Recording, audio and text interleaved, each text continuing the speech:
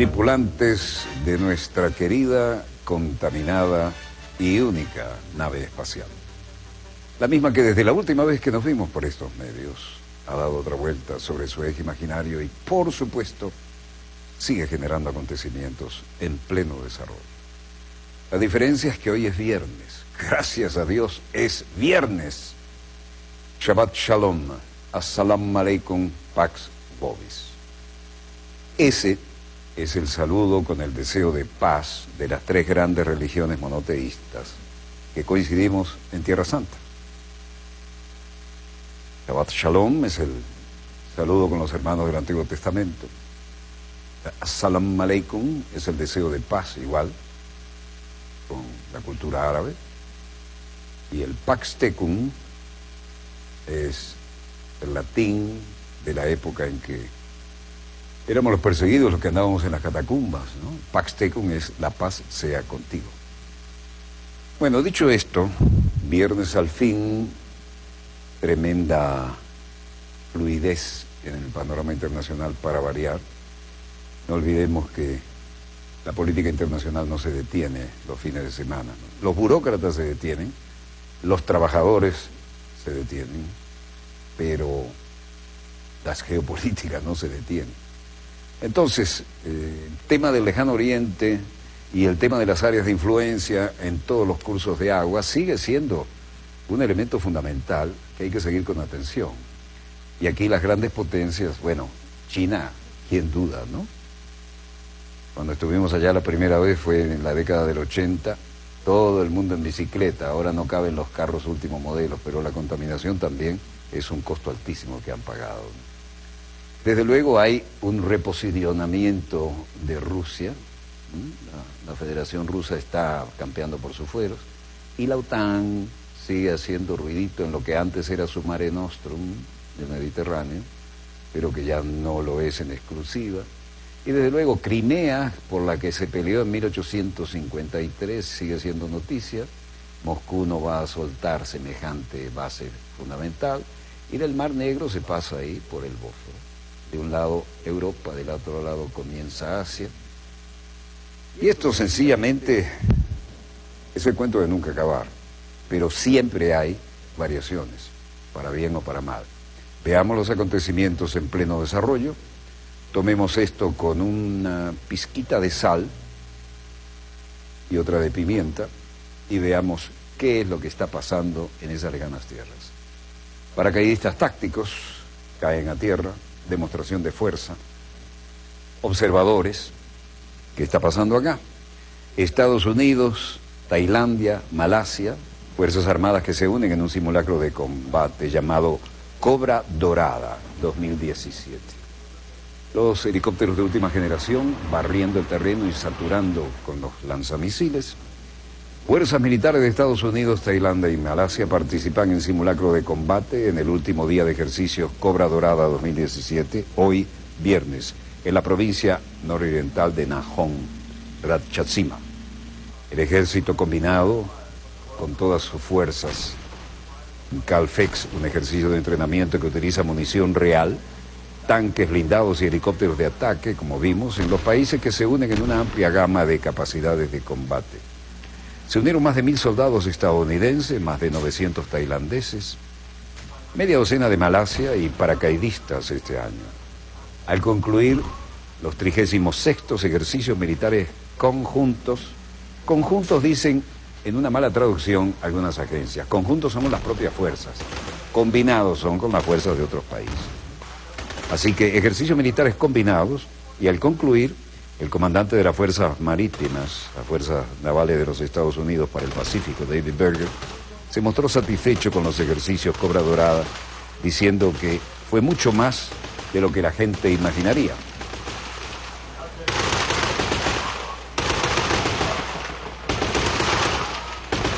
Lo cierto es que en algunos aspectos hubo mucho menos. Estados Unidos redujo su presencia en las mayores maniobras militares anuales multinacionales de Asia, como uno de los pasos de la administración actual para presionar a la Junta local después del golpe militar de 2014. El ejercicio Cobra Dorada 2017 es considerado como el ejercicio de año alterno esta vez alrededor de donde los principales oficiales de diferentes países unen sus esfuerzos en la planificación de muy realistas ejercicios de guerra y lo realizan el año siguiente, tienen un año para prepararlos de manera realista. Berger subrayó que a pesar de la capacitación de los homólogos tailandeses con las nuevas tecnologías, el vínculo del personal militar entre los países era más importante y aquí trataron de demostrarlo, ¿no? Creo que la nueva tecnología es importante, personalmente creo que las máquinas son máquinas y eso es todo. Realmente el asunto se trata de soldados, de marinos, y los marinos y los aviadores, las Fuerzas Armadas de la Real Fuerza Aérea Armada de Tailandia y la de los Estados Unidos, tienen un gran equipo y nosotros también, por lo que esto hace muy especiales el ejercicio. Tailandia ha organizado los Juegos de Guerra Cobra Gold, Cobra Dorada, desde que comenzaron en 1982. Y este año el evento cuenta con la asistencia de 8.300 personas de 29 países, entre ellos 3.600 militares de los Estados Unidos, decía el oficial al mando en este evento.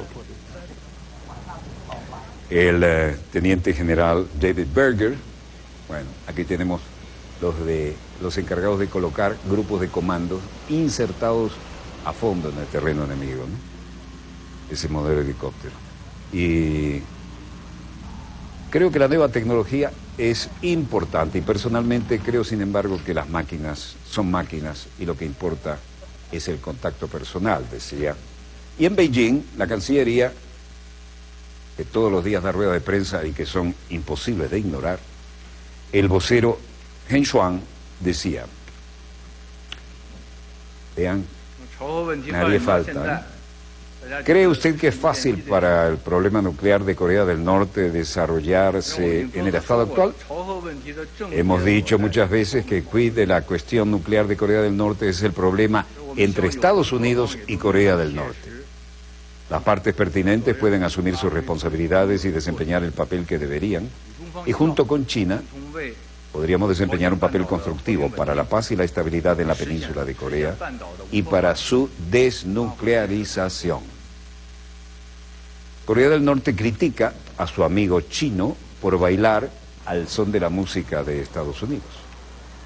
Corea del Norte censura a su buen amigo chino y las autoridades norcoreanas han lanzado este inusual alegato contra el gigante asiático después de que Pekín condenara el lanzamiento de prueba de un nuevo misil balístico por parte de Pyongyang y suspendiera las importaciones de carbón norcoreano. Bueno, aquí conferencias de Sherpas. Aquí hay para todos los gustos. Yang Jiechi, China espera que la cumbre del BRICS alcance 4 objetivos, ¿no? Y ahí veíamos a los pesos pesados de la política internacional en este caso. Las conferencias de los Sherpa, primera gran conferencia. Y aquí, Yang Jiechi, consejero del Estado chino, decía, los países BRICS pasaron de ser simplemente un concepto de inversión en informes económicos a un letrero de cooperación entre países de mercados emergentes y países en desarrollo. Por su parte, el profesor Anil Zuklal, delegado de Sudáfrica, también declaraba en esta cumbre muy importante, pero no siempre suficientemente difundida, y decía, ¿cómo fortaleceremos el crecimiento económico inclusivo, ya que todos nosotros somos economías en un entorno mundial muy difícil, y débil crecimiento, lento además? Pero como el consejero de Estado Yang Jiechi acaba de decir ahora que el 80% del total bruto global fueron generados por BRICS y los países en desarrollo, los BRICS tienen que asumir el papel de liderazgo que se ha creado como resultado del vacío que dejaron otros países del grupo.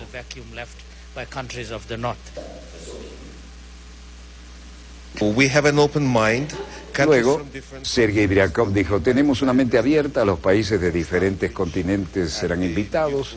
Entiendo que a la próxima reunión en esta hermosa ciudad de Xiamen, como es habitual con el liderazgo chino, estamos en manos seguras y sabemos lo sabios que son en términos de guiarnos hacia un mundo mejor. Como dijo el presidente chino, desde el principio hay que tener un futuro mejor. China espera que la cumbre del BRICS alcance 4 objetivos, decía el consejero de Estado. Yang hizo las declaraciones en la primera reunión Sherpa de la cumbre que acabamos de ver, que se inauguró el mismo día en Nanjing, capital de la provincia de Jiangsu, al oeste de China. Los BRICS, como ustedes saben, por orden alfabético son Brasil, Rusia, India, China y Sudáfrica, porque con las iniciales de ellos, casi en orden alfabético, se forma la cifra de BRICS. Bueno, los Sherpas son pobladores de las regiones montañosas de Nepal, en los Himalayas. La mayoría de los Sherpas viven en la región oriental de Nepal, Solu, Khumbu, Niágara y Parak. Algunos viven también al oeste del valle de Ruaolin, en la región de Helambu. Hoy en la rueda de prensa de Beijing, el vocero Yen Xuan decía: China no tiene ninguna intención de buscar ventajas de comercio exterior a través de políticas competitivas y divisivas. No hay base para la devaluación continua del renminbi. Esperamos que el lado pertinente, de manera correcta y objetiva, entienda lo que estamos diciendo. Y si debes pegar una etiqueta de gran campeón a China, creo que China es un gran campeón, pero somos los grandes campeones del desarrollo económico. Mientras tanto, Sergio Mattarella estaba en China también, presidente de Italia, y dijo: la relación China-Italia va bien. China e Italia han establecido una asociación estratégica integral muy efectiva. Nuestra relación económica y comercial tiene muchos resultados positivos. Hay muchas razones para que los dos países mejoren su cooperación, y yo mismo creo que tenemos buenas perspectivas de futuro. Vedo prospettive non soltanto incoraggianti, ma certe di collaborazione molto grande. Esto es muy emocionante, pero sin duda muy significativo, y habrá colaboración incluso popular.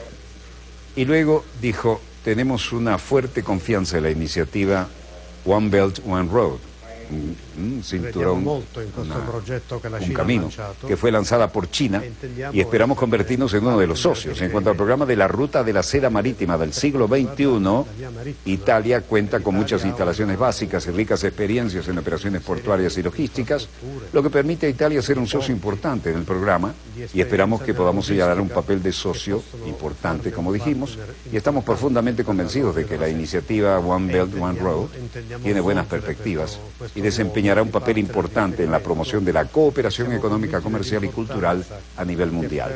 La collaborazione economica, commerciale e culturale nel mondo, questa prospettiva della politica One Belt, One Road comporta. Y luego dijo: en lo que respecta al futuro de la Unión Europea es de gran importancia. La Unión Europea trabaja con China, es la clave de la elección histórica. Hay oportunidades económicas, comerciales, culturales. Garantizaremos la paz y el desarrollo mundiales de esta manera. Nella prospettiva dell'attività dell'Unione Europea vi è un rapporto di grande collaborazione con la Cina, proprio nella chiave della scelta storica dell'apertura che è economica, commerciale, culturale fra i paesi. Esta es la clave de esta elección histórica de la realización de la apertura y las oportunidades económicas para la paz y el desarrollo mundial. Mientras tanto, en Fukushima Daiichi, Japón, hay viejas heridas y viejas preocupaciones.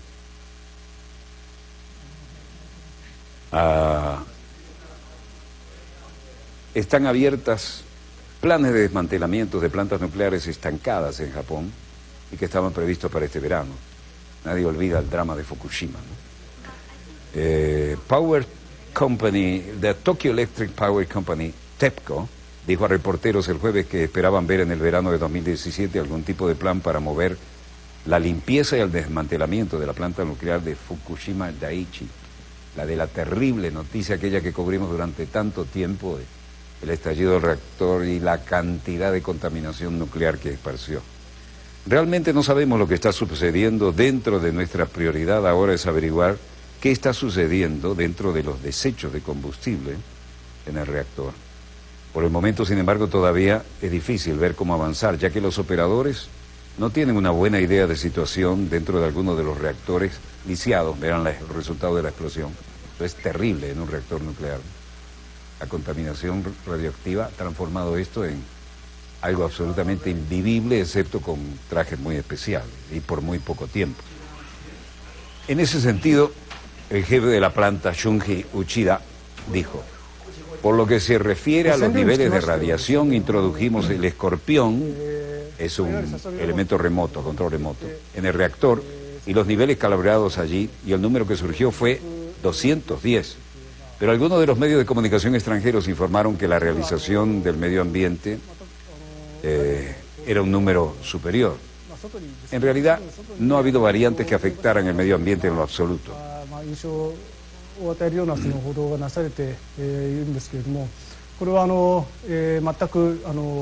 Luego, con un realismo apabullante, dijo: realmente no sabemos lo que está sucediendo dentro de nuestra prioridad. Ahora es averiguar lo que está sucediendo dentro de los desechos de combustible radioactivo. La TEPCO aquí, bueno, da la cara de alguna manera, pero da la cara a los asiáticos. Como dije antes, no solo se trata de los desechos de combustible nuclear, sino también de cómo reparar y dónde y qué podemos reparar. Y estamos buscando todo tipo de tecnología, incluso de fuera del país, para resolver esto. Pensamos que tendremos un plan de política juntos para este verano, ya que somos muchos los involucrados en la búsqueda de soluciones para esto.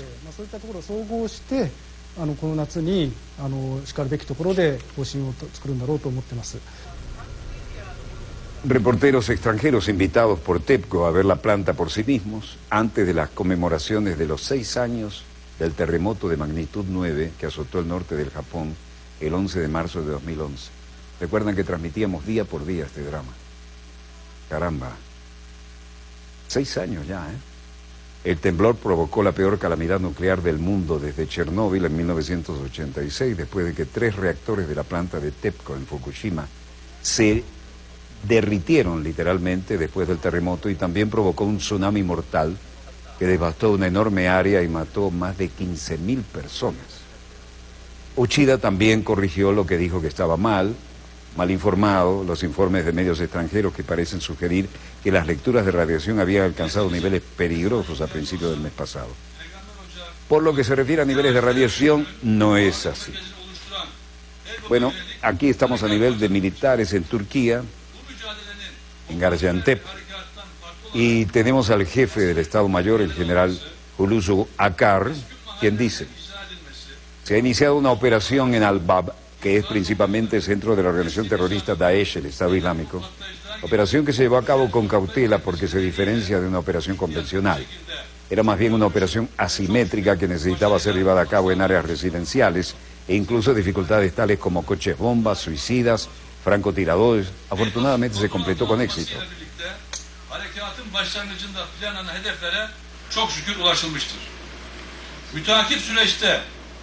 Con Al-Bab bajo control, se han alcanzado los objetivos previstos al inicio de la operación, y después se dará apoyo para normalizar la vida de la población y para que la gente local regrese rápidamente a sus hogares. En suma, el jefe del ejército de Turquía dice que la incursión al norte de Siria alcanzó los objetivos fijados. La operación Escudo del Éufrates, lanzada hace 6 meses. Mientras tanto, en Estambul, Kiblis, Silbegosun, y en Turquía y en Alepo, un reportero de las Naciones Unidas, Yanis Puras, hacía preguntas. Esto debería ser la primera prioridad. Estoy decepcionado de que, a mi entender, las conversaciones de paz comenzaron y ahora tenemos negociaciones de paz iniciadas. Las tenemos en Ginebra, las teníamos en Astana. No había casi nada sobre la ayuda humanitaria y la asistencia sanitaria. Esto es un error muy serio. Pocos avances en las conversaciones de paz para Siria, en suma. Y luego, un relator de la ONU agregaba: aquí la manera en que se las ven para sobrevivir los que están en situaciones críticas en hospitales y los que han sobrevivido en las condiciones posibles. 3 million children in Syria, they have not seen peace. They are living in 3 millones de niños en Siria no han visto la paz, están viviendo en un ambiente de conflicto, y esto tiene un impacto muy negativo en su futura salud, por lo que todas estas conversaciones y negociaciones de paz deberían incluir la ayuda humanitaria como algo absolutamente prioritario y que tiene que estar protegido.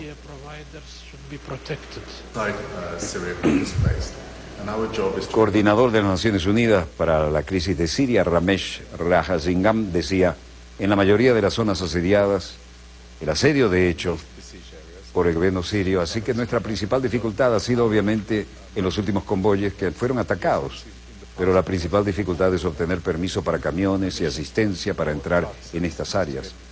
Y eso ha sido muy inconsistente. En algunos meses tuvimos acceso más que en otros, pero no siempre está garantizado llevar la ayuda. Y luego, el coordinador administrativo humanitario de la ONU para la crisis de Siria dijo: así que cualquier acceso que tuvimos fue muy poco en comparación con la necesidad general. En el mes de enero y febrero hemos visto que el nivel cayó un poco más. Y entonces estamos muy preocupados por estas poblaciones. Cada mes les pedimos permiso. Tenemos un plan esbozado para todas esas áreas y nos gustaría implementarlo de manera regular y sí poder llevar la ayuda necesaria. Por su parte, de Mistura intenta sentar las bases para asegurar unos diálogos que deberían terminar con el conflicto que ya cumplirá 6 años, aunque sus esfuerzos no rinden los frutos que él desearía. Y esto significa que toda la ayuda y todo el tránsito se complica ad infinitum. En general, la reunión ha sido positiva y hemos abordado los términos de referencia de una solución política que son el Comunicado de Ginebra y las resoluciones 2118 y 2254 del Consejo de Seguridad de la ONU, dijo Nasser Hariri. Vean la destrucción. Un país que tenía una buena organización, unas buenas instalaciones de servicios públicos, una próspera economía. Definitivamente sigo en mi tesis. Hay un macabro plan maestro para cambiar el mapa geopolítico del Medio Oriente en beneficio de algunas potencias y algunos países locales. Es una típica calle del Medio Oriente, no muy ancha. Esto era un urbanismo con todas las formas modernas dentro de algunos aspectos arquitectónicos antiguos, formas modernas de servicio. Bueno, vean lo que le hacen al nuevo presidente de los Estados Unidos, ¿no? Lanzarle un zapato a alguien en la cultura árabe es un gran insulto. To send a message to Trump administration that we exist. La gente de la margen occidental del Jordán, coordinador de la Juventud contra el Grupo de Establecimiento Isa Amr, dice: estamos aquí para enviar un mensaje a la administración del presidente Donald Trump. El mensaje es que existimos, que merecemos todos los derechos como todo el mundo. Desacreditaremos a este presidente que pretende que no nos ve como seres humanos iguales a todos. No renunciaremos a sus derechos, no renunciaremos a la libertad y como palestinos estamos trabajando por la justicia, la igualdad y la autodeterminación. Hoy obtendrá estos zapatazos, lo mismo que se hicieron en Hebrón. Es un palestino, un producto palestino, este es un producto palestino. Le daremos zapatazos en su cara a él y a cualquiera que lo apoye. Esto es un insulto gravísimo, tirarle un zapato a alguien en esta cultura. Y ahí se la dejaron pegada en la cara a ese póster del flamante presidente estadounidense. Luego, Munter Amireh dijo: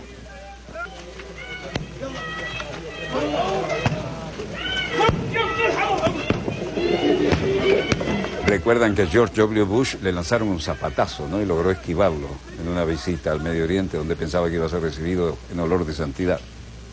Munter Amireh dijo: año después de la masacre de la mezquita de Ali Brahimi y de los continuos cierres en la ciudad de Hebrón, vinimos aquí para alzar la voz, para pedir la apertura de la calle Shuhada, Tal al-Rumeda, y estar con los residentes de esta zona, que se negaron a partir pese a todas las presiones. Palestinos pisotean la imagen de Trump durante la conmemoración de la masacre en Hebrón. Cientos de palestinos. Hay que recordar que los palestinos murieron en 1994 cuando el colono Baruch Goldstein, médico de profesión israelí, entró en la mezquita de Ibrahim, la selección musulmana del recinto sagrado, y acribilló con armas automáticas a los fieles que rezaban allí un viernes. Era el colono Baruch Goldstein, y médico de profesión, 1994. Y en este aniversario, por supuesto, se recalentaron los ánimos. Una nave espacial rusa se acopló con éxito en el espacio y transfiere cargas logísticas y vitales a la estación espacial. Vean el sistema estilo ruso desde la época soviética. No lo llevan en posición vertical al lanzamiento, sino horizontal, y luego hacen una espectacular elevación a esta gigantesca y pesadísima máquina con un brazo gigante, lo colocan en posición vertical. En lugar de alerones llevan cohetes a los costados y con eso es que la dirigen. La nave espacial Progreso MS-05 no tripulada, con 2,5 toneladas de cargas secas, combustible, agua, gases comprimidos, alimentos, prendas de vestir, medicamentos y artículos de higiene personal, ya se acopló con éxito a la Estación Espacial Internacional hoy a las 8:30 hora de Greenwich, según la Corporación Espacial Rusa Roscosmos. Detalla también el Progress MS-5 despegó el miércoles desde el cosmódromo ruso de Baikonur en Kazajistán y a bordo del último en la historia del cohete portador Soyuz-U, el cohete MS-05 en uso desde 1973, es el más utilizado por la cosmonáutica rusa. Tuvieron 788 lanzamientos y solo 22 fallas. 788 lanzamientos exitosos y solo 2 fallas. Se trata de la primera misión de Roscosmos a la Estación Espacial Internacional, luego de que la nave espacial rusa Progreso MS-04 se quemara al reingresar en la atmósfera terrestre poco después de un lanzamiento fallido el 1 de diciembre de 2016. Impresionante el formato de la cohetería espacial de la época soviética, ¿no? Bueno, con esta imagen casi, no es, pero parece blanco y negro, ¿no? Las condiciones que se están viviendo allá. Dejamos por un momento el panorama internacional y revisamos nuestros monitores. Corea del Sur, protestas políticas, bueno, ya se las acabamos de mostrar. ¿Qué más? No, todo lo que tenemos está en nuestra pauta, lo que no han visto todavía y lo que viene en el segundo bloque. Así que una breve pausa y volvemos con más acontecimientos en pleno desarrollo. No se muevan, ya volvemos.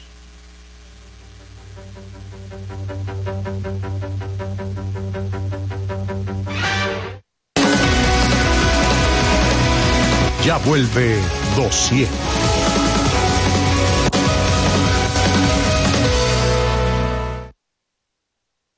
Conozca cómo se aplican operaciones psicológicas. Got less than 2 weeks till the election. What in the world would do that? What in the world would do that? Oh, I'm working on it. Así es la manipulación mediática. Okay, good. Put the village behind her.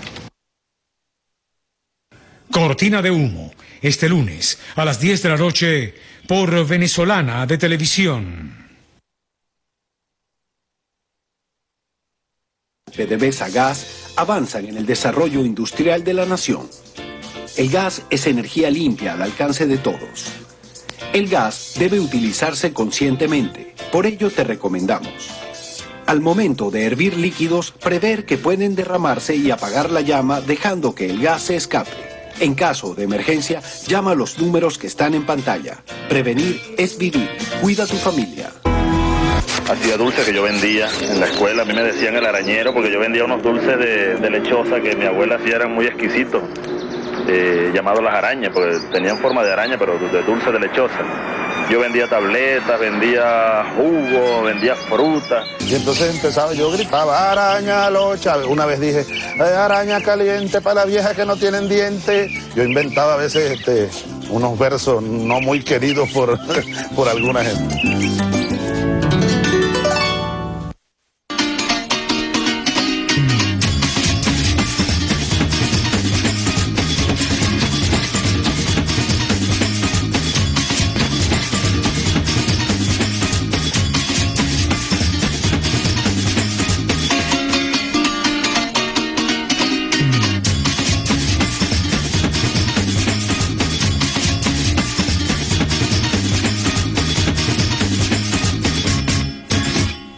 Hola, el año pasado, si tu ingreso mensual era de 80.000 bolívares, tu deber era pagar 73.000 bolívares sobre eso. Eso era lo que había que pagar por concepto de impuesto sobre la renta. Y está bien, pero pana, con lo difícil que está la cosa. Gracias a la revolución tributaria decretada en el 2016 por nuestro presidente Nicolás Maduro, eso ya no será así. 2.400.000 familias fueron exoneradas de pagar el impuesto sobre la renta, lo cual representa el 95% de los contribuyentes. Lejos de ejecutar recortes en los programas sociales, Venezuela protege a los más pobres frente a la incertidumbre económica. Ninguna misión ha sido suspendida. Ante las adversidades, nuestro presidente Nicolás Maduro sabe tomar decisiones. Con él, crecemos todos.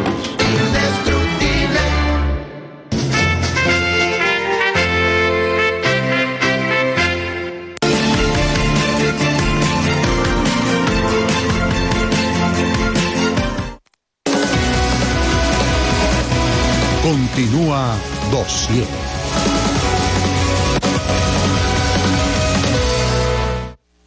Volvemos con más acontecimientos en pleno desarrollo y Berlín vuelve a ser noticia. Esto me trae un poco de nostalgia.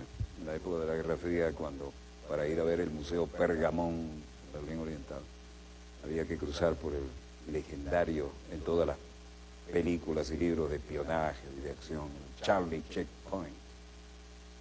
Yo estuve en las maniobras con... Hoy no traje esa tabla, estuve en las maniobras con el ejército y la Fuerza Aérea Alemana en plena Guerra Fría. Y esa rayita blanca en el piso era cuando pongas un pie, el oficial, que era mi oficial de enlace, ¿no?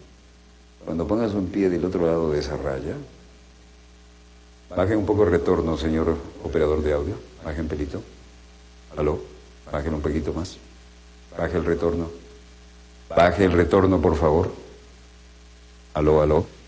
No lo anule, no lo anule.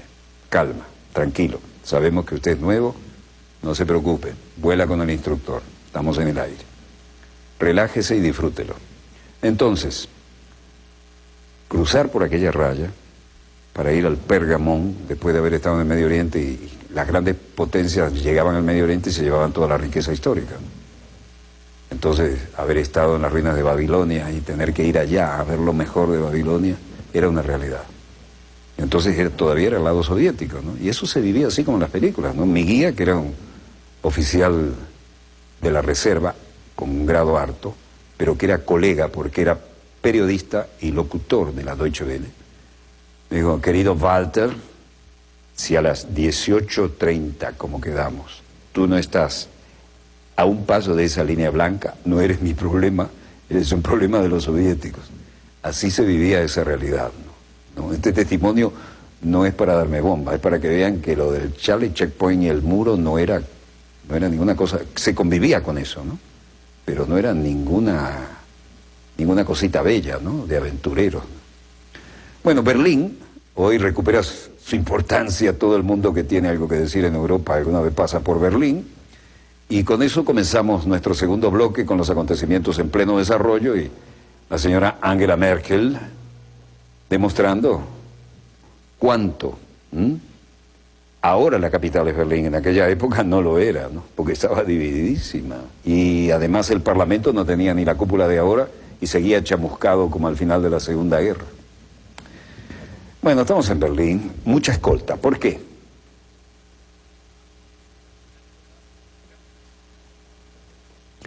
Tenemos mucha escolta porque el presidente del Parlamento Europeo se reúne con Merkel. Dicen que la Unión Europea debe luchar contra el populismo, pero ahora hay alguien más que se reúne con Merkel.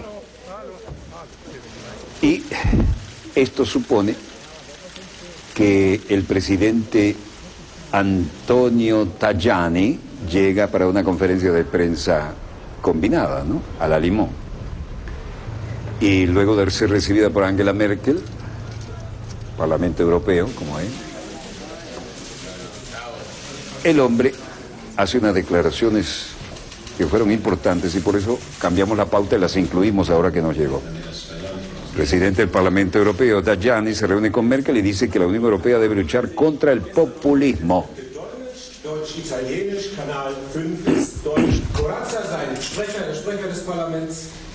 Hacen la presentación protocolar, mucha cobertura de prensa.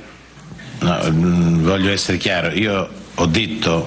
Para ser claro, he dicho que no basta con criticar a los populistas si no entendemos por qué la gente está votando por ellos. Per i partiti populisti. Il modo migliore per sconfiggere... La mejor manera de combatir al populismo es dar a los ciudadanos respuestas concretas. Ai cittadini. Parlare contro il populismo serve a poco. Hablar contra el populismo no ayuda mucho, porque luchar contra el populismo significa convencer a los ciudadanos de que las instituciones están trabajando para ellos, de que las instituciones están resolviendo sus problemas. De lo contrario, es solo una conversación y no una reacción real. Perché se no diventa soltanto un bla bla bla e non una reazione vera. Bueno, el bla bla bla no necesita traducción. Tras la reunión de Tajani dijo que los periodistas de la Unión Europea necesitaban combatir también el populismo. Bueno, estamos en Grecia, obviamente, Atenas, y es el Parlamento, y está Alexis Tsipras. Προσδιορισμό των μεσοπρόθεσμων μέτρων ελάφρυνσης του ελληνικού χρέους, νομίζω ότι υπήρξε την προηγούμενη Δευτέρα μια σημαντική μεταστροφή όλων των πλευρών. Creo que el lunes pasado hubo un cambio importante por todas las partes en la dirección de superar la austeridad y ahora centrarse, porque aquí es donde las negociaciones se centrarán, en lo que algunos quieren llamar un cambio a la mezcla de políticas que Grecia debe seguir ahora.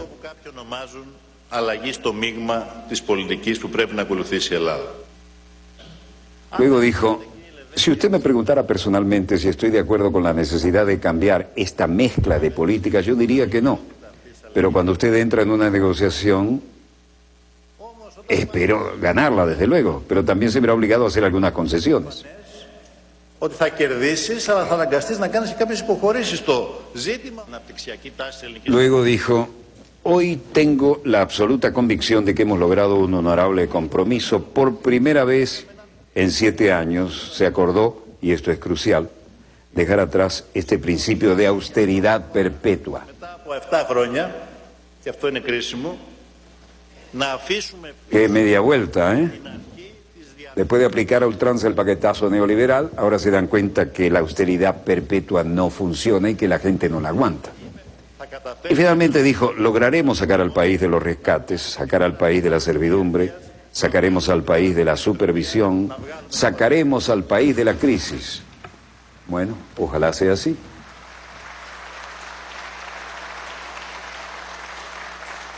Tsipras confía que la segunda revisión del rescate griego se cierre antes del 20 de marzo. Omagh en Belfast, Irlanda del Norte. Ojo con esto.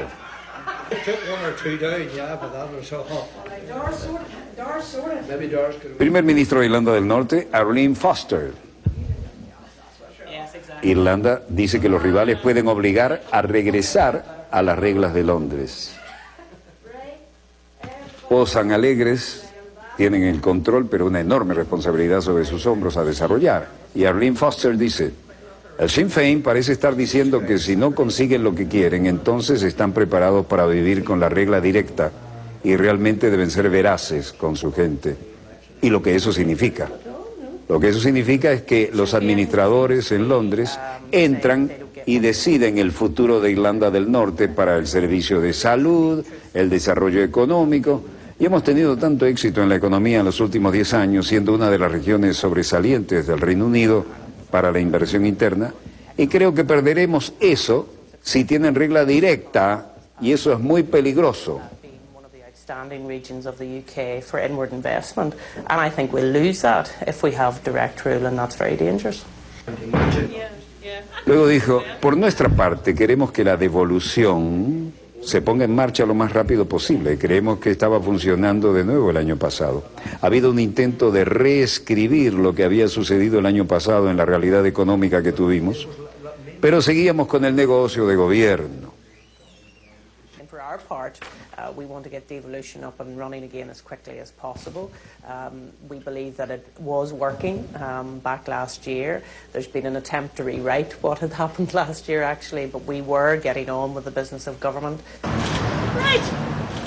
Y luego cerró diciendo hoy, el Sinn Féin no volverá a designar para el cargo al primer ministro adjunto. El Sinn Féin ha honrado todos los acuerdos y hemos tratado de hacer que estas instituciones realmente funcionen. Y desde luego, Irlanda, la líder dice que los rivales pueden obligar a regresar a las reglas de Londres, y no todo el mundo piensa exactamente así. La primer ministra Foster lo dijo a Reuters, que este escenario sería muy perjudicial para una provincia que se recupera de 3 décadas, no solo de violencia sectaria y de trastornos de la salida de Gran Bretaña de la Unión Europea. Bueno, cómo se debatió eso es algo que está por verse. El resultado es problemático y no hay desde este punto de vista una solución fácil a la vista para el Reino Unido ni para nadie de los que allí se han involucrado con la situación política.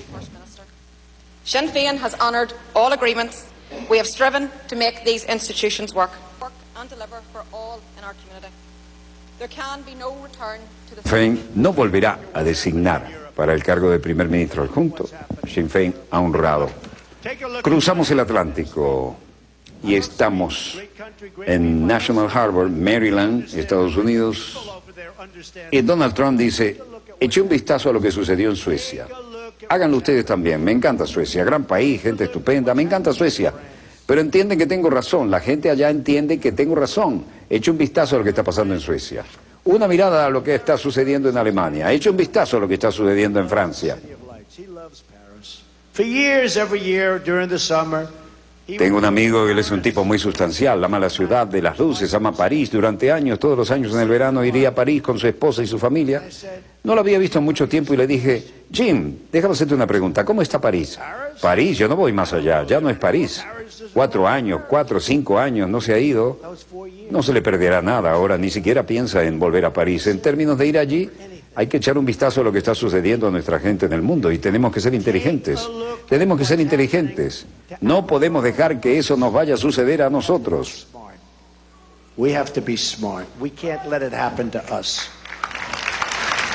Trump, que siempre patea la cristalería, ahora sugiere que ya no es seguro viajar a París. El presidente sorprendió a los asistentes cuando explicó una historia de por qué desaconseja. 5 millones de turistas americanos han visitado Francia en 2016. ¿Será que ellos piensan diferente? Le respondieron con este tuitazo, ¿no? Clinton, Missouri. Un residente no identificado dice, esta es una pequeña ciudad y una gran ciudad pequeña, solo conmocionada de que alguien no podría andar por ahí. Los residentes chocan después de que un sospechoso de filmación de Kansas se le encontró escondido en la ciudad. La policía local arrestó al sospechoso en un disparo en una barra de Kansas que fue hallado escondido en la pequeña ciudad. Una pequeña ciudad tranquila donde no debería haber problemas, dicen.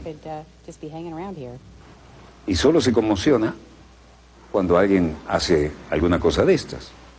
El policía del departamento local dijo, ¿saben cómo se llama este? El capitán Sonny Lynch, pero no lincharon a nadie, ¿no? El diputado del departamento de policía, Clinton, dijo, el oficial dijo que estaba tranquilo, que no habla, que era muy complaciente, que simplemente hizo lo que le dijeron que hiciera.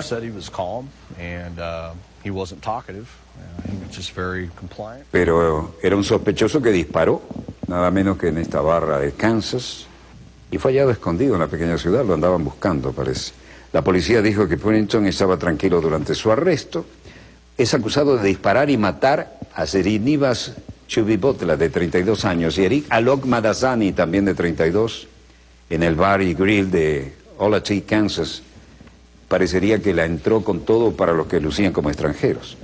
Rafael Ramírez, representante permanente de Venezuela ante las Naciones Unidas, habló en el Consejo de Seguridad y dijo que Venezuela continuará levantando la bandera de la descolonización en Naciones Unidas. Aquí le dan el uso de la palabra. Con la venia de este Consejo, deseo iniciar esta intervención uniéndome a las múltiples y sentidas manifestaciones de condolencias expresadas el día de hoy por el fallecimiento de nuestro amigo el embajador Vitaly Churkin. Su repentina partida representa una irreparable pérdida, no solo para su familia, a quienes extendemos nuestro pésame y solidaridad, sino también para la Federación de Rusia, a la cual el embajador Churkin sirvió con dedicación y patriotismo, así como para las Naciones Unidas, que pierden una figura excepcional comprometida con el multilateralismo inclusivo, el respeto al derecho internacional y la solución pacífica de las controversias. Transmitimos al embajador Pío y a su delegación nuestras manifestaciones de afecto y de admiración por la labor desempeñada por el embajador Churkin en las Naciones Unidas y la huella que dejó entre nosotros, quien fue un brillante diplomático, maestro y extraordinario ser humano. Al mismo tiempo, lamentamos que este Consejo no haya podido acordar una declaración en memoria del embajador Chokri. Es una cuestión de humanidad, más aún cuando se trata de un diplomático de destacada trayectoria. Señor Presidente, en aras de facilitar un desarrollo dinámico de los intercambios de opinión de esta sesión y luego de presentar algunas reflexiones en calidad nacional, procederé a leer una versión resumida de la intervención de la República Bolivariana de Venezuela en nombre del Movimiento de Países No Alineados. Señor Presidente, agradecemos al Ministro de Relaciones Exteriores de Ucrania, señor Pavlo Klimkin, por la convocatoria de este debate abierto sobre los conflictos de Europa, el primero en su tipo, al tiempo de saludar la participación del Secretario General de las Naciones Unidas, del Secretario General de la Organización para la Cooperación y la Seguridad en Europa y del Secretario General del Servicio Europeo de Acción Exterior. Europa ha vivido en los últimos 70 años una situación de relativa paz y estabilidad que le ha permitido alcanzar niveles importantes de desarrollo económico, promover la integración y el establecimiento y consolidación de instituciones multilaterales de carácter regional que han jugado un papel relevante en el mantenimiento de la paz. No obstante estos avances, el continente europeo no ha estado exento de conflictos como los que afectaron los antiguos territorios de Yugoslavia y hoy en día, al igual que otras regiones del mundo, enfrenta riesgos y desafíos como la amenaza del terrorismo y el extremismo violento, los conflictos armados pendientes de solución, la discriminación y exclusión social que ameritan respuestas integrales emanadas de la propia región y que cuenten con el respaldo de las Naciones Unidas, en particular de este Consejo de Seguridad. En este contexto, resulta un hecho alentador que nos encontremos frente a una Europa comprometida con la paz, que lleva a cabo esfuerzos por apartarse de las viejas concepciones del imperialismo rampante, el colonialismo criminal, la conquista de territorios, expoliación de recursos y la imposición de modelos políticos, económicos y culturales que respondan a sus intereses, aun cuando en ocasiones lamentamos que existan rezagos de esas visiones erróneas que han provocado intervenciones militares ilegales en contra de la independencia e integridad territorial de estados soberanos, como el caso de Irak y Libia, las cuales han dejado trágicas secuelas como la inmigración ilegal desde el Medio Oriente y Norte de África, cuya seguritización y criminalización rechazamos, a ser las mismas consecuencias de las políticas injerencistas de países de la OTAN. Por ello, al analizar la situación europea, nuestro país está convencido de la trascendencia y la solución pacífica de las controversias como única vía para dirimir conflictos y lograr relaciones internacionales basadas en el diálogo y la cooperación, de conformidad con la Carta de las Naciones Unidas.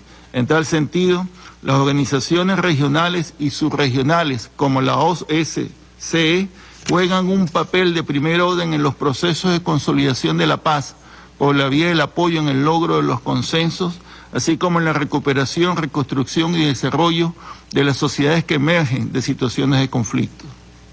Cabe destacar que en estos procesos de búsqueda permanente de la paz, los foros regionales deben establecer sinergias con el Consejo de Seguridad sobre la base del capítulo 8 de la Carta y evitar así duplicidad de acciones y esfuerzos en las diferentes áreas de trabajo.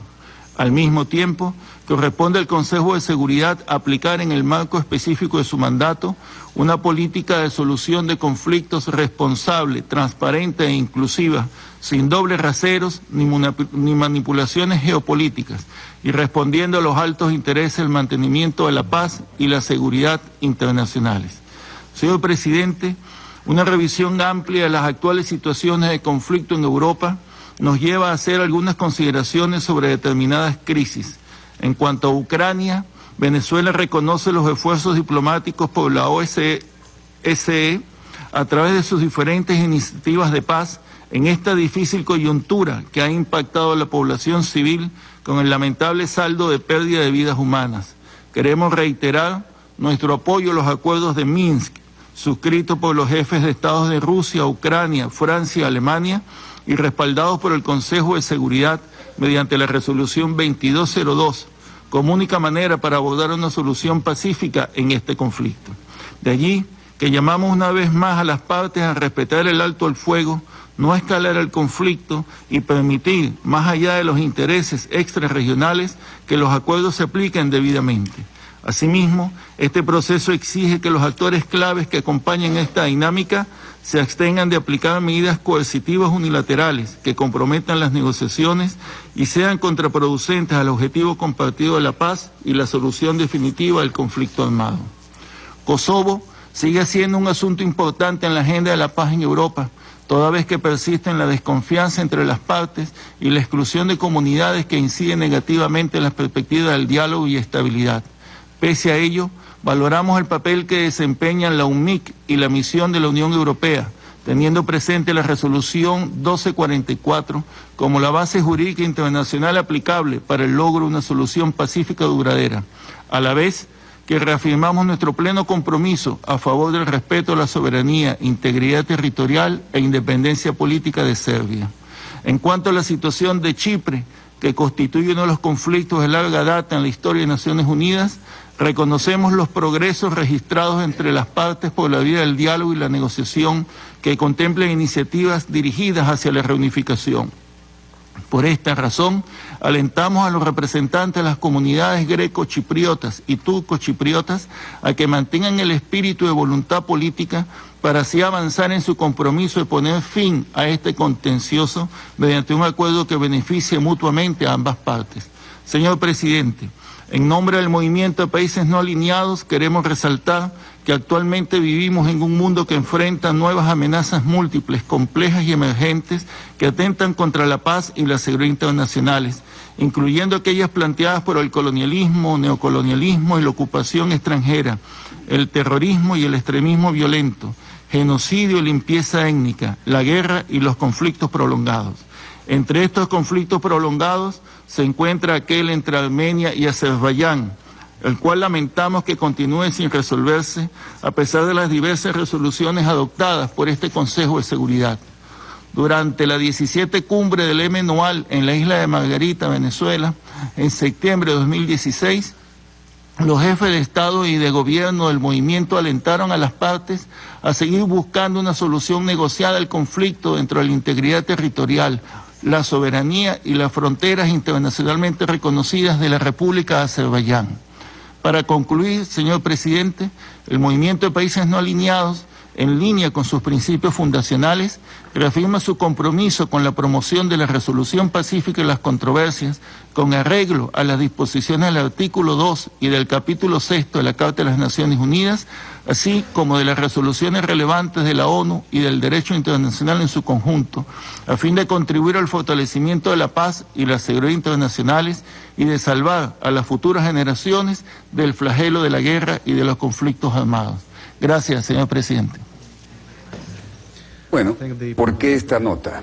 Bueno, entre otras cosas, porque el Consejo de Seguridad de las Naciones Unidas es un organismo importantísimo y porque Venezuela continuará levantando la bandera de la descolonización en las Naciones Unidas. ¿Por qué enfatizo esto? Porque con 18 votos, que en el ámbito del Consejo tiene mucho que ver, y por las ventajas en todas las votaciones, Venezuela asume por segundo año consecutivo, 18 votos, del Comité Especial de Descolonización de las Naciones Unidas, mejor conocido como el C24, el cual es el órgano encargado de examinar la situación respecto de la aplicación de la Declaración sobre la concesión de la independencia a los países y pueblos coloniales. Es decir, nuestras Fuerzas Armadas son las únicas,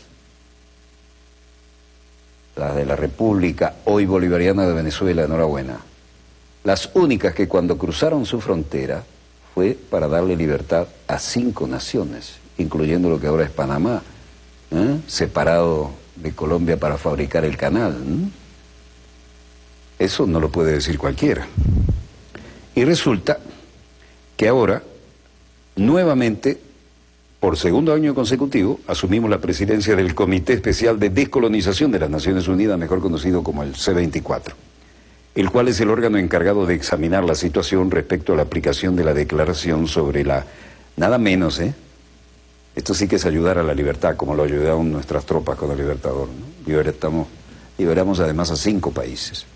Pero aquí vamos a ayudar en la ONU a la aplicación de la Declaración sobre la concesión de la independencia a los países y pueblos coloniales, que todavía los hay.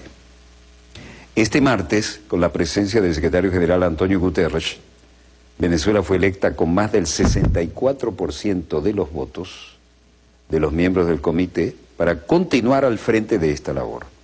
Y Rafael Ramírez, a quien acabamos de escuchar, es el representante permanente de Venezuela ante las Naciones Unidas. Y tiene una hermosa responsabilidad. Y por supuesto, la tiene Venezuela, República Bolivariana de Venezuela.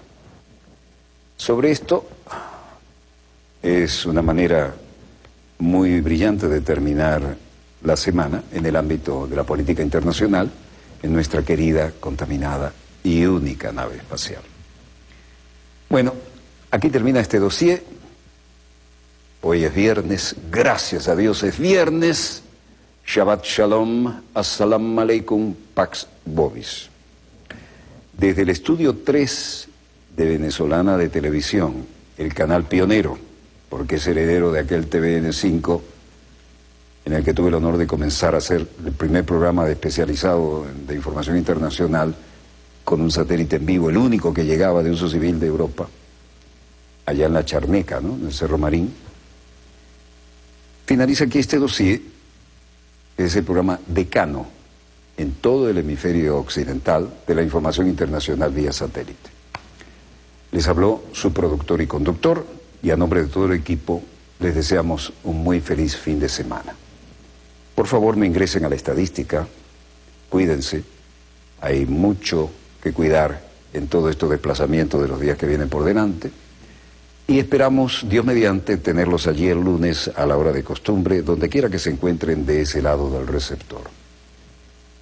Les habló Walter Martínez, productor y conductor de Dossier, desde Venezolana de Televisión, el canal en que se origina Dossier. Disponga usted de las cámaras, señor director.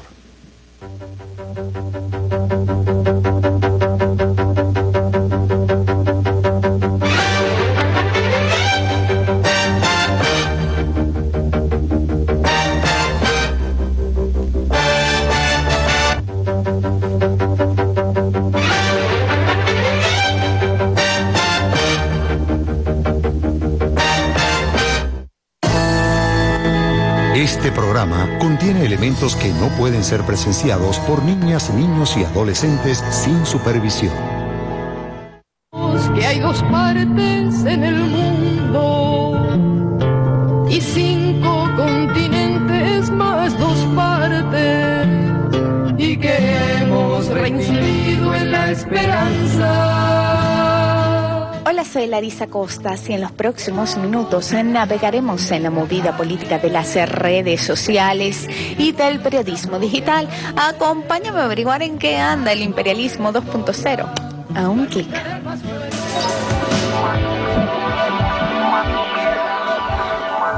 El sistema de la Reserva Federal de los Estados Unidos es equivalente a un banco central. La ley que le dio vida fue aprobada en el Congreso un 23 de diciembre de 1913, una fecha extraña para celebrar una sesión que entregaba la emisión de billetes a la banca privada. Según algunas voces críticas, esta ley habría sido concebida en 1910 en el marco de una reunión clandestina celebrada en una propiedad de JP Morgan en Jekyll Island. Hablamos pues de una legislatura creada por un cartel bancario y no por congresistas. Desde entonces la Fed, como también se conoce a este sistema de reserva federal, es controlada por privados y la mayoría de ellos son de origen extranjero, es decir, no son estadounidenses. Dentro de esta estructura se otorgó un espacio a una agencia gubernamental. Aunque el sistema de reserva federal se supone está sujeto a las regulaciones del Congreso, son pocas las veces que se cuestionan sus políticas monetarias. Citamos a la red Voltaire. La instauración de la FED en 1913 permitió que los banqueros internacionales pudieran consolidar su poderío financiero en Estados Unidos. Los socios fundadores de la FED lograron que en sus arcas se acumularan las reservas de oro de muchos países durante la Primera Guerra Mundial. Las armas que compraban a los Estados Unidos eran canceladas en el preciado metal. Así que el país del norte conquistó su respaldo basado en el caudal propio y ajeno. Muchos países necesitaban dólares para adquirir materias primas que solo eran vendidas en esa moneda. Además del oro, el dólar se convirtió así en una de las principales reservas monetarias de los bancos centrales extranjeros. El escritor Jim Marrs asegura en su libro Crossfire que la Reserva Federal de los Estados Unidos está implicada en el asesinato de John F. Kennedy. El presidente habría firmado una orden ejecutiva que comenzaba a restar influencia a la Fed. Se presume que el plan de Kennedy era una reforma estructural de la misma. Escribe Juan Hellman. Curiosamente, el primer acto de gobierno de su sucesor Lyndon Johnson fue anular la orden en el avión que lo trasladaba a Washington desde Dallas, el lugar del magnicidio. Simple casualidad, desde luego. Este plan maestro que inició en la primera década del siglo XX y que dio origen a la Fed fue sentando las bases para la posterior creación del FMI. Para efectos de nuestra investigación, debemos retroceder un par de décadas hasta julio de 1944, cuando ya la Segunda Guerra Mundial estaba agonizando. Estados Unidos había recuperado entonces su economía gracias a la venta de armamento y representantes de 44 países se reunieron en una conferencia monetaria y financiera de las Naciones Unidas en el Hotel Bretton Woods. Pues bien, en los meses previos a la reunión habían debatido dos propuestas distintas, una apoyada por Estados Unidos y la otra por el Reino Unido. La británica fue elaborada por John Maynard Keynes y la segunda por el estadounidense Harry Dexter White, funcionario del Departamento del Tesoro. Finalmente, él marcó el ritmo del son y se comenzó a bailar pegado. Las consecuencias fueron, en primer lugar, se crearon el Fondo Monetario Internacional y el Banco Internacional de Reconstrucción y Fomento, que después pasó a llamarse Banco Mundial. En segundo lugar, la conferencia de Bretton Woods estableció una equivalencia fija entre dólares y oro. Una onza dorada valdría siempre $35, con lo que la moneda estadounidense se convirtió en la divisa de referencia y se pasó de la conversión del patrón oro al patrón dólar. A pesar de las metas trazadas, ni el Fondo Monetario Internacional ni el Banco Mundial se consolidaron o lograron tener una participación especialmente destacada en esa época. Nuestra América Latina, que permaneció al margen del conflicto bélico, había logrado reducir la deuda. Jorge Schwanzer, en el documental FMI Complot en América Latina, explica: cuando terminó la guerra, la Argentina se encontró con que la deuda británica por las exportaciones de carne era tan importante que pudimos cancelar la deuda. Y por primera vez, después de la Segunda Guerra Mundial, la Argentina pasó a ser un país sin deuda. México y Brasil habían apoyado a las tropas estadounidenses en la Segunda Guerra Mundial, por lo que lograron una reducción significativa de su deuda. En 1971, los principales bancos centrales estaban convirtiendo sus dólares a oro a un ritmo desenfrenado. Esto debido a que por primera vez la economía norteamericana registraba déficits en su balanza comercial. La guerra de Vietnam empezaba a ablandar a la economía estadounidense. Nixon puso punto final a la convertibilidad directa del dólar estadounidense con respecto al oro. Escuchemos. In recent weeks, the speculators have been waging an all-out war on the American dollar. The strength of a nation's currency is based on the strength of that nation's economy. And the American economy is by far the strongest in the world. Accordingly, I have directed the Secretary of the Treasury to take the action necessary to defend the dollar against the speculators. I have directed Secretary Connally to suspend temporarily the convertibility of the dollar into gold or other reserve assets, except in amounts and conditions determined to be in the interest of monetary stability and in the best interest of the United States. The effect of this action, in other words, will be to stabilize the dollar. Now, this action will not win us any friends among the international money traders. But our primary concern is with the American workers and with fair competition around the world. To our friends abroad, including the many responsible members of the international banking community who are dedicated to stability in the flow of trade, I give this assurance. The United States has always been and will continue to be a forward-looking and trustworthy trading partner. In full cooperation with the International Monetary Fund and those who trade with us, we will press for the necessary reforms to set up an urgently needed new international monetary system.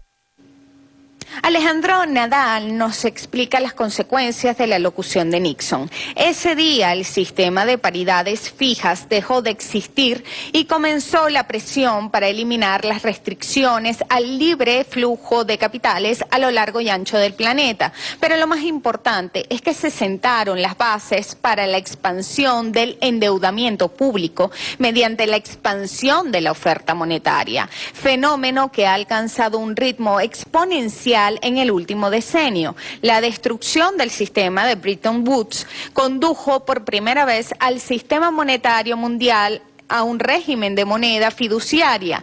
En este esquema, la aceptación de una moneda depende de la entera fe y crédito del emisor, porque desaparecen las restricciones técnicas a la cantidad de moneda que puede crearse. Así, mientras la oferta de dólares creció apenas un 55% entre 1945 y 1965, para el periodo 1970-2001, la expansión de la masa de dólares en circulación fue de 2000%. La literatura sobre el Fondo Monetario Internacional establece que un organismo multilateral de esta naturaleza toma decisiones por consenso y que ese consenso es determinante para las políticas que se ejecutan desde allí. Pero no todos los países tienen el mismo peso. Estados Unidos es el principal socio y ese socio excepcional tenía una amplia influencia en América Latina. Ponían y quitaban gobiernos, instauraban dictaduras de dos tipos, unas militares, otras disfrazadas de democracia, y fueron esos gobiernos los que incrementaron las deudas de la región y gracias a ellos entró el FMI, pero hagamos un recorrido detallado. En 1973, las naciones árabes incrementaron en 40% el precio del barril del petróleo. Sus ganancias se multiplicaron y los excedentes fueron depositados en bancos europeos y estadounidenses. Estos enormes depósitos obligaban a los bancos a pagar grandes cantidades de dinero por concepto de intereses. Por eso, y por temor a la quiebra más bien, empezaron a ofrecer créditos con el objetivo de producir ganancias para enfrentar estos compromisos. Los bancos empezaron a comprar políticos y militares en nuestro continente para que se endeudaran. Los préstamos fueron otorgados a una tasa variable, de modo que en los años 70 el interés era del 5% más o menos, pero para los 80 las tasas de interés alcanzaron hasta el 20%. En Argentina la deuda se utilizó para financiar la evasión de capitales. En México, si bien se evadió una parte, la otra se invirtió en la construcción de una infraestructura petrolera fuerte. Brasil invirtió en el desarrollo industrial.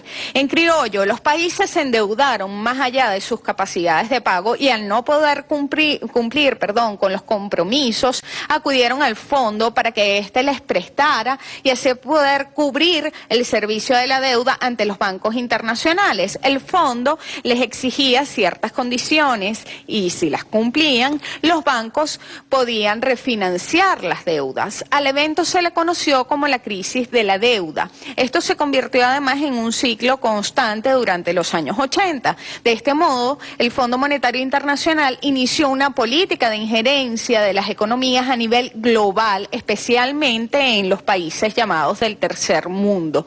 Estas condiciones se convirtieron en el decálogo del neoliberalismo bajo el título de Consenso de Washington. Los principales objetivos se orientaban hacia una progresiva y rápida supresión del papel del Estado como regulador de la economía. A continuación vamos a exponer sus principales ejes transversales: el privilegio del ajuste fiscal, la reducción de la inversión social, reforma fiscal, liberalización financiera, eliminación de tipos de cambio, liberalización del comercio, supeditación de la soberanía a favor de las transnacionales, privatizaciones, supresión del papel del Estado en la economía y la mercantilización de la propiedad intelectual. Escuchemos a Carlos Andrés Pérez. Cualquier transacción internacional que se vaya a hacer cualquier préstamo que queramos conseguir para resolver el problema del agotamiento de nuestras reservas internacionales, si no tiene la aprobación del Fondo Monetario Internacional, no lo lograremos ni hoy ni mañana, mientras no logremos modificar este injusto sistema de relaciones económicas internacionales que rige a nuestro mundo. De manera que ir al Fondo Monetario Internacional no es una opción, es la única opción. Pues bien, ahora se abre la posibilidad plena para que podamos tomar el resto de las medidas y para que todos los venezolanos, todos los que participan en el proceso económico, sepan a qué atenerse. Entonces, el presidente Carlos Andrés Pérez anunció el sometimiento de nuestro país a un programa del Fondo Monetario Internacional para obtener un crédito de 4.500 millones de dólares que sería otorgado en 3 años. Para ello, las condiciones eran la liberalización de las tasas de interés activas y pasivas, determinación de la tasa del mercado libre de divisas, liberalización de todos los precios de todos los productos, además, exceptuando apenas a 18 contemplados en la cesta básica, incremento de los precios de todos los servicios públicos, incremento de los productos derivados del petróleo en el mercado nacional, y así llegamos a un 27 de febrero de 1989. El pueblo se alzó en contra de las medidas económicas dictadas por el sicario abstracto del Fondo Monetario Internacional. El gobierno ADECO reconoció la muerte de unas 276 personas, pero los desaparecidos ascienden a 2.000. Escuchemos este testimonio. Yo sé lo difícil que es levantarme con la imagen de un ser querido que ya no existe. Pero no podemos enterrar nuestro pasado por mucho que este duela, porque cuando olvidamos, entonces la historia vuelve a repetirse. Ellos eran el poder y solo fue represión, masacres y dolor. Y si permitimos que regresen, es porque no aprendimos nada. Mi nombre es Ismenia Suárez. Mi hermano fue asesinado el 27 de febrero de 1989. Jamás olvidé. La profesora Pascualina Curcio ha señalado el terrorismo económico que se ha desatado contra Venezuela. La inflación en Venezuela desde el año 2012 no está siendo determinada por la disminución de la producción, tampoco por los aumentos de la demanda agregada, tal como lo establece la teoría económica neoclásica. Lo que está explicando el comportamiento de los precios en Venezuela es el valor de la moneda en el mercado ilegal. El Fondo Monetario Internacional anunció que la inflación en nuestro país para el 2017 podría alcanzar a 1.660%, estableciendo con su reporte una meta para aquellos que desde Estados Unidos se establecen el valor del dólar marcado por las vísceras. No lo hacen en la clandestinidad. Steve Hank y Charles Bushnell escribieron a finales del 2016, Venezuela entra al libro Records como el número 57 en la tabla mundial de hiperinflación. Ambos son defensores e impulsores de la dolarización de la economía latinoamericana. En su trabajo sobre Venezuela dejan colar una frase clave: el precio más importante en una economía es el tipo de cambio entre la moneda local y el de la moneda de reserva, el dólar de los Estados Unidos. Mientras haya un mercado negro activo, mercado libre, para la moneda y los datos del mercado negro estén disponibles, las variaciones en el tipo de cambio del mercado negro pueden ser confiablemente transformadas en estimaciones precisas de las tasas de inflación de todo el país. Venezuela fue la primera nación en rebelión contra el FMI. La historia demuestra que donde ellos meten las garras, los estados no solo aplican austeridad, sino represión. Han sido tan audaces que desde hace un par de años están evaluando la posibilidad de expropiar parte de los ahorros de las familias para reducir el ingente volumen de la deuda que acumulan los gobiernos de los países desarrollados, mientras que los directivos del organismo financiero internacional pasan uno por el banquillo de los acusados de corrupción, ¿verdad, Rodrigo Rato? Para ganar la guerra económica tenemos que hacer lo que hizo Chávez, mandar al carajo al FMI y su conspiración clandestina. Mientras ellos reinciden en el odio y la violencia, nosotros reincidimos en el amor y la esperanza. Hasta un nuevo clic.